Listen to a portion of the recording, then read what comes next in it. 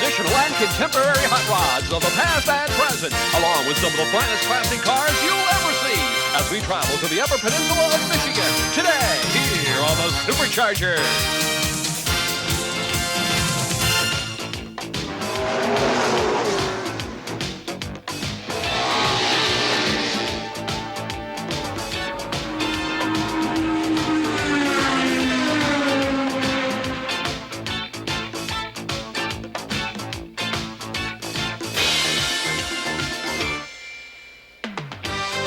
The Superchargers, National Championship and Unique Motorsports.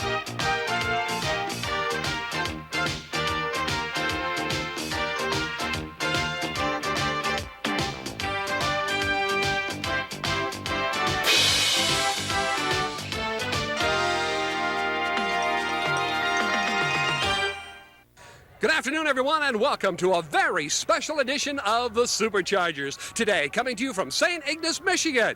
Hi, everybody. I'm Jan Gabriel, joined today on the broadcast by Linda Marshall. Now, we're here in St. Ignace for the 14th Annual Antique Automobile Show, and what a show it is. All these automobiles lined up along State Street, or what is called Memory Lane today, and of course, the background is the beautiful Lake Huron. And the cars, well, there's everything. There's lead sleds, hot rods, cars of the 30s, 40s, and 50s, all restored and all beautiful. And it all began last night as they paraded down Memory Lane. Lots of marching bands on hand as this St. Ignace parade kicked off with lots of folks watching on, over 60,000. Here's a 1959 Cadillac that headed the parade, and look who's inside, Mr. and Mrs. Santa Claus in the summertime. This car, valued at over $100,000, is one of the most perfect examples of a 1959 Cadillac. Just beautiful. Plenty of fire engines on hand as the folks literally lined up Memory Lane. Now, this is a 1957 Mercury. This was the official pace car of the Indianapolis 500 on May 30th, 1957. Wally Parks, the guest of honor. He's the chairman of the National Hot Rod Association. And you talk about hot rods. Take a look at this car.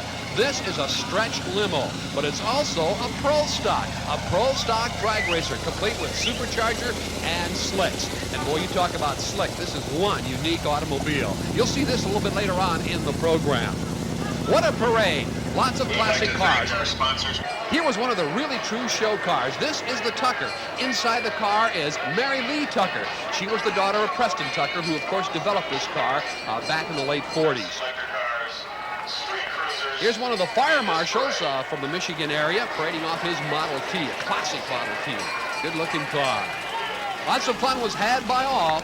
Now, a little bit later on in the parade, of course, all of the cars, there were so many of them, over 2,000, they had to go into double lanes. Here's a hot rod, good-looking hot rod, street rod, very popular right now. And this guy wanted to tell us about his car. Customized 50 Chevy convertible. It's done like you'd have done in the 1950s. It's there's nothing on it newer than 1950. It's got the original engine with two carburetors and headers, and it's just more or less like a restored custom. Love the way the car wraps. Love those mufflers. Now, this is an interesting automobile, and not so much the automobile, although it's a clean-looking classic, but take a look at the trailer that it's pulling. Pretty nifty, huh? Sort of a spin-off or a look-alike of the car itself. Classic 1957 Chevrolet, hot yellow, got some neat little flames and pinstriping on it. Beautiful automobile. Remember now, at this event, there were over 2,000 cars. A 1959 Ford. Look at this car, completely restored. This is a retractable. They didn't make many of them, and if you can find one nowadays, hang on to it. It's certainly worth a lot of money. Ford retractable hardtop. Beautiful car. Kaiser Frazer. This happens to be a Frazer, built by Henry Kaiser right after World War II. This is one of the first cars that they built after the war. Didn't last too long. They built them up until about, the early 50s. Now here is a beautiful Dodge Daytona. Again, you can get matching numbers in a car that is a classic, well worth $100,000. Chevrolet pickup truck. Boy, this guy put some time, effort, and money into this beauty. Hot pink. Looks nice. Again, they were hanging from the rafters in St. Ignace, Michigan. Willie's Jeeps. Again, here's an automobile that was built right after the war. The Americans needed cars. They couldn't get them fast enough. They built about 80,000 of these in a 3-year period after the war. Another classic street rod. Let's find out a little bit more about this one. Again, the driver wanting to show it off. Tell us about your car. It's a 32 Ford sedan delivery. It's an all-steel body. It's chopped and sectioned. It was built by Barry Lobeck of Cleveland, Ohio. Quite a unique car. Well, one thing you can always count on, that's hot rodders love to talk about their cars. And street rods, as I said before, are very popular right now. Here's a bucket T with a little bed on the back. Nice car, lots of chrome, good-looking automobile. This is an unusual truck, unusual in the sense that it's highly detailed and very small, probably about quarter scale. This is a truck tractor. There's a guy inside. He's actually driving that. Pretty neat piece of work. Lots of effort goes into it. But look what's behind it. A full-size, full-blown truck tractor, all done in beautiful brass. And there's a complete home on the back. I mean, this guy can live on the road and live in fine fashion and lots of style. Lots of these in California. These are low riders. I love these cars. Love to watch them with all the hydraulics working both front and rear at all corners of the car. They can bounce it around. This guy put on quite a show for the fans here at St. Ignace, Michigan. Winding up the parade were lots of Corvettes from all over the country, every year and every color. Some of them modified, some of them strictly stock. And taking up the tail end of this parade was Skip at the Cloud. Well, there you have it, a little trip down memory lane. I'll bet you spotted a favorite or two of yours. Right now, we're going to go to Linda Marshall, who's found some other cars for us. Thanks, Jan. I'm completely surrounded by amazing automobiles. There are hot rods and lead sleds as far as the eye can see. And there are strictly stock automobiles that look even better than when they left the showroom, many of them over 40 years ago. What's the secret? Well, just tender, loving care. But what's most amazing is the sheer size of this auto show here in St. Ignace. This year, there are more than 2,000 entries, and that makes it just about the largest in the country. I'll be talking with one of the car owners in just a little while, but first, Jan Gabriel has located Doug Thompson. He's one of the most famous customizers and a real expert on lead sleds. Linda Marshall has just told you about lead sleds and hot rods, and what you see here are two classic examples of excellent lead sleds. They were built by this gentleman, Doug Thompson. He's a Hall of Famer when it comes to building these cars, and you're kind of a little bit different in that you're from Missouri and not California, where much of this began. Well, I don't think that it's real important where you're from as much as the styling and the type of car. I've worked out of Kansas City most of my life, and I like the weather. Let's talk about lead sleds. First of all, the term comes, of course, from the fact that you didn't have Bondo back then. Well, we started with lead because that's what was available, and of course I had to learn the hard way from the apprenticeship up. But in the early 60s, I guess, Bondo came out, and it wasn't a very good product at that time, but through evolution and progress, it's become a real good product. That's what I use on all of them now. Okay, let's talk now about the automobiles themselves. Let's talk about some hot rod terms here that we've learned over the past years, and we're talking about chop, channel, sectioning, and shaving and decking. Let's start with shaving and decking. That's simply taking the chrome off and filling the holes, front and rear. All right. Chopping. Taking a section out of the car. For example, what would you take? Maybe 6 to 4 inches? It could be anything from 3 up to 6 or 7. A lot of times I'll take more out of the rear of the roof than the front to give the car a more graceful taper, but it's taking metal out of the window area. Sectioning, taking a big piece, again, 6 to 8 inches, somewhere in there? Comes right out of the middle. It would be normally from 2 to 5, but 5 inches would be a lot on a section job. And channeling? Channeling comes in 2 forms. You've got the body channeling, which is cutting the body loose from the floor and dropping it. Frame channeling involves kicking up the rails at the rear and seeing the frame and altering the control arms. Let's take a quick look at the lime green car. Nice little history about this car. Yeah, this car was built by the original. This is an exact copy. The original car was built by the Barris brothers, Sam and George Barris, in 1952. The car was so important to me as a boy that when I got the expertise to build a copy, that was my dream. And I found a customer there in Kansas City, Jack Walker, who was interested in sharing that dream with me, and we built this car and finished it in '85, and it's had a tremendous career since then. Beautiful craftsmanship. You're to be congratulated. Thank you very much. All right. Doug Thompson. Right now, let's go back to Linda Marshall. Well, not everyone had the luxury of arriving at the St. Ignace Auto Show in a limousine, but this limo is different. It's a pro racer and really magnificent. This stretch limo was built by the National Coach Company. It's supercharged and ready to take on all comers on the drag strip. And speaking of drag strips, Jan Gabriel right now is with the Grand Master of Drag Racing. Jan? Here at St. Ignace, the guest of honor is Wally Parks, who happens to be the chairman of the board with the NHRA. But the story doesn't begin there. It begins all the way back in the 40s, probably about the mid-40s, I would assume. Tell us a little about those days and how you got hooked up with automobiles. Well, actually, we got hooked up working on Model Ts. Mine started in high school in a class project. But we ran into a problem with street racing. There was no place to race the cars, so we set out to find ways and means to overcome the problems that we had, and it kind of took off from there. Most of the cars were simply stripped down Model A's and Model T's, and we started on the dry lakes, and then later emerged into drag racing and to where it is today. Did you have any glimmer of thought at all that drag racing would be where it's at today, let's say 30, 40 years ago? I wish I could say yes, but we can't. We have to confess that we were simply interested in doing things with cars without being a problem or without getting arrested, and so we built on practical and logical things, went forward from there. But the drag race portion of it didn't come in until after we'd formed NHRA and found that in addition to all the club activities that we were providing, that there had to be something as an outlet for speed, and the quarter-mile drag strip drag race competition seemed to be the logical answer. Wally Parks, of course, also was very much involved at Bonneville and also at automobile shows, some of the early shows. Tell us about some of those. Well, the early shows were a place to provide activities mostly for car clubs and for cars that were more built for custom purposes rather than racing. And we organized the first one out in Los Angeles in 1947. Actually, the sponsor of the program was the Southern California Timing Association, and it was the first hot rod show called the Hot Rod Exposition, I'm sorry.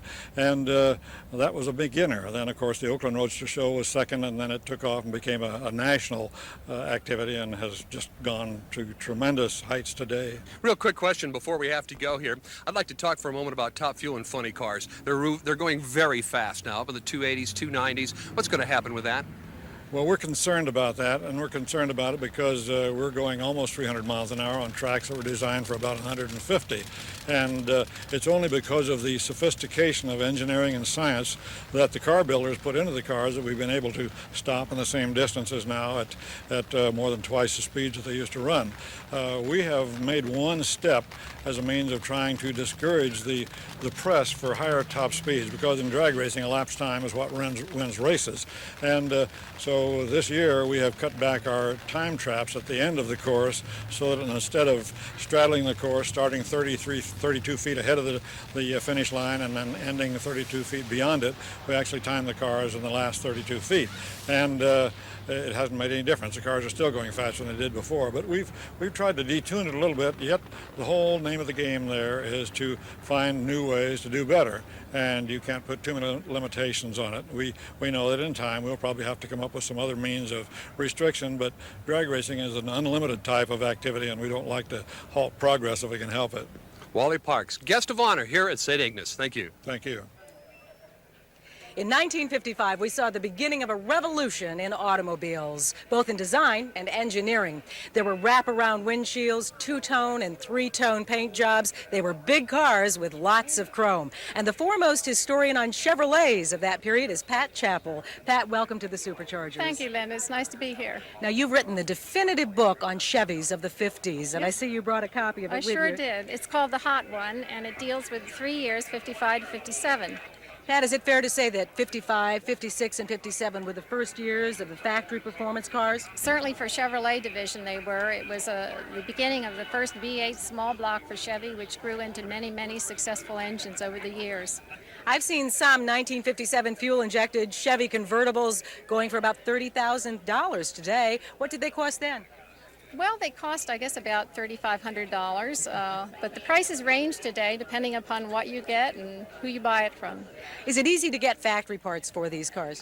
Yes, many, many parts are being reproduced aftermarket type things, and you can practically restore the entire car with reproduction parts. Okay, thank you, Pat Chappell. And we'll be right back with more on the Superchargers.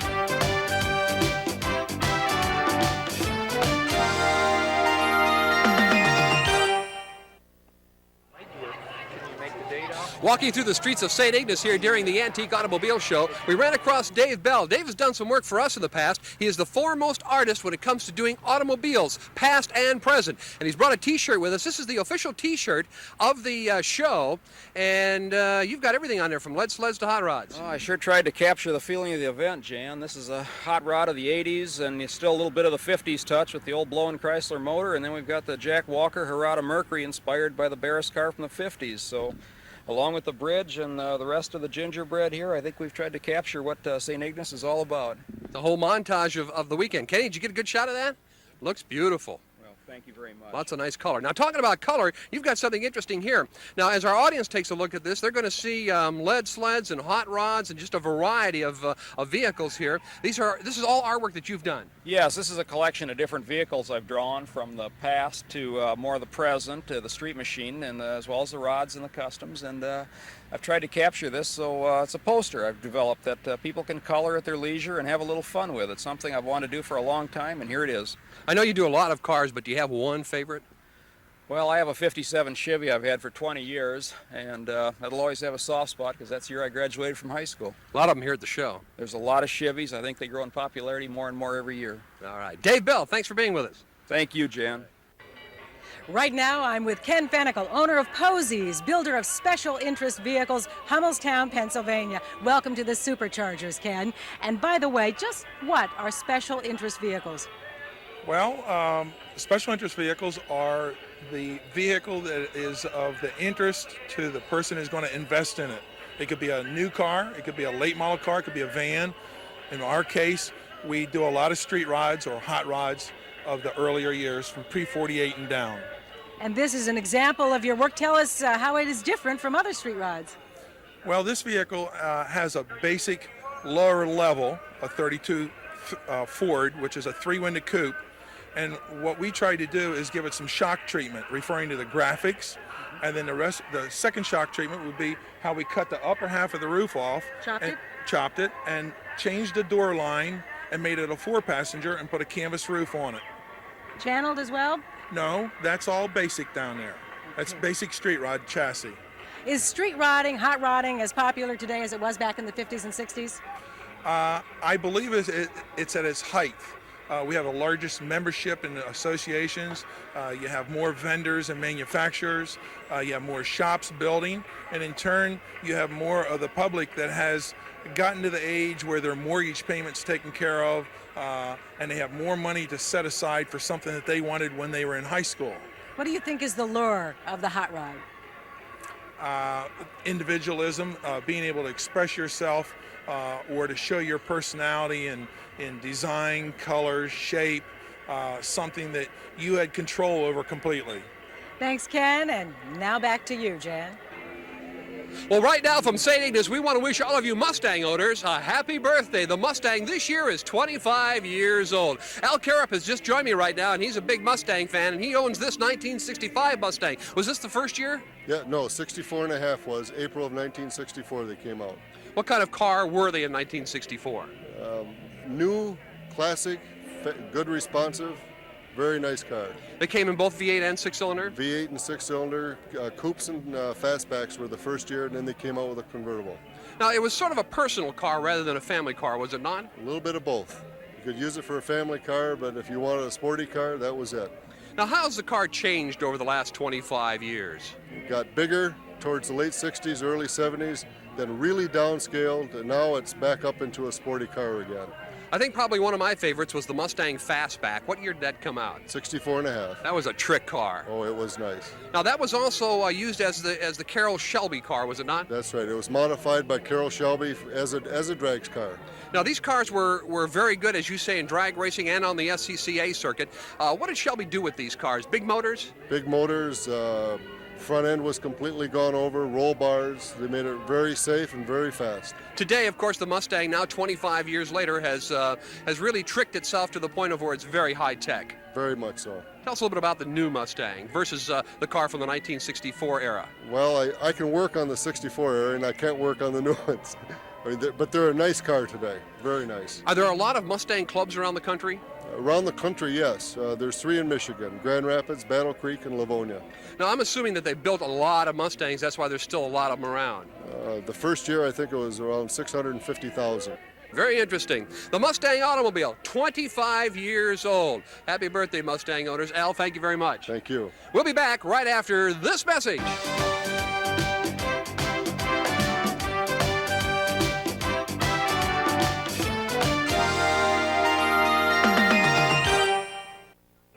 We're back on the Superchargers from St. Ignace, Michigan, with just enough time for a couple of final words here. And Linda, I would imagine the folks at home probably spotted a car or two that brings back some fond memories. How about you? Oh, I kept thinking back to my high school days and that Austin Healey I loved. Now, Austin Healey, was that a guy or a car? A car. What about you, Jan? Well, I'm sort of partial to the hot rods, but I really like the lead sleds in this show. They brought in some real beautiful cars. I think if I had to pick a favorite of this show, it would be the Tucker. Good choice. I'm Jan Gabriel for Linda Marshall. Hope you'll join us again next time here on the Superchargers.